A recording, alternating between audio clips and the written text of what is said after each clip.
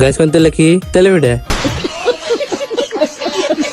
তাহলে হাসতে ফার্স্ট থেকে কই না আমি জমছে আমি আজকে গেতেছি জলচার।